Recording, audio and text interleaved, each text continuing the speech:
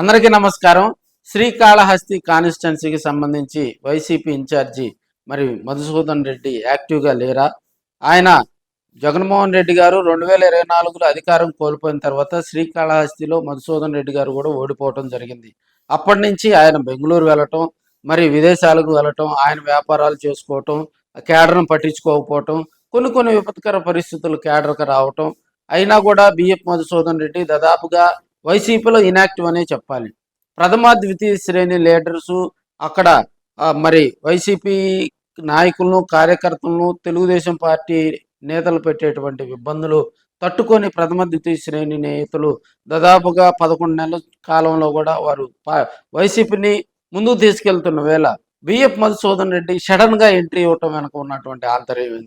ఈ మధ్యకాలంలో వైసీపీలో ఎక్కడైతే 2024 అధికారం కోల్పోయిన తర్వాత ఏ నియోజకవర్గాల్లో అయితే వైసీపీ ఇన్ఛార్జీలు యాక్టివ్గా లేరో అక్కడ ఉన్నటువంటి ప్రథమ ద్వితీయ శ్రేణి నేతలతో చర్చించి జగన్మోహన్ రెడ్డి కొత్త ఇన్ఛార్జీలను నియమిస్తున్న వేళ బిఎఫ్ మధుసూదన్ రెడ్డి మళ్ళీ శ్రీకాళహస్తిలో కొత్త ఇన్ఛార్జి వస్తారనే టాక్ రావడంతో ఆయన మళ్ళీ యాక్టివ్ అయ్యారని కూడా తెలియజేసుకోవచ్చు. ఇప్పుడున్న పరిస్థితుల్లో గతంలో అసెంబ్లీలో మధుసూదన్ రెడ్డి మాట్లాడితే అక్కడ నవ్వులు చిందించాయి. సో అలాంటి మధుసూదన్ రెడ్డి రాబోయే రోజుల్లో ఎలాంటి కార్యక్రమాలు వైసీపీని మళ్ళీ యాక్టివ్ చేసేందుకు ఎలాంటి కార్యక్రమాలు తీసుకుంటారు అనేది జోరుగా టాక్ అయితే వినిపిస్తూ ఉంది.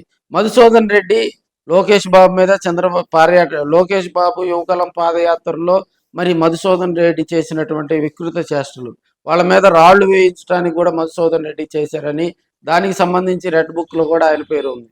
సో కేసులు భయం వెంటాడుతూ మరి శ్రీకాళహస్తి కాన్స్టిట్యున్సీకి మధుసూదన్ రెడ్డి దూరంగా ఉంటున్నారా, లేకపోతే జగన్మోహన్ రెడ్డి కొత్త ఇన్ఛార్జిని నియమిస్తారు, సో కేడర్ కొంత ఇబ్బంది పడతా ఉంది, ఇప్పటికే ప్రథమ ద్వితీయ శ్రేణి నేతలు శ్రీకాళహస్తికి ఒక మంచి మాస్ లీడర్ కావాలని జగన్మోహన్ రెడ్డి గారికి దృష్టికి తీసుకెళ్లిన వేళ ఆయన అధిష్టానంలో ఉన్నటువంటి పెద్దలతో నిర్ణయం తీసుకొని కాళహస్తికి కొత్త ఇన్ఛార్జిని నియమిస్తారనే టాక్ వినిపించడంతో మరి మధుసూదన్ రెడ్డి మళ్ళీ శ్రీకాళహస్తిలో మకాం వేశారని కొంతమంది అక్కడ ఉన్నటువంటి ప్రథమ ద్వితీయ శ్రేణి నేతలైతే చెప్తా ఉన్నారు.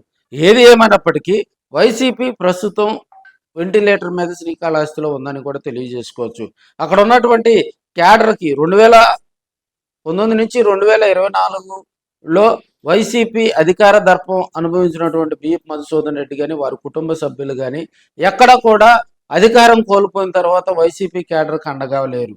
సో ఆ వైపు కూడా అక్కడ ఉన్నటువంటి లీడర్స్ జోరుగా చర్చించుకుంటూ ఉన్నారు.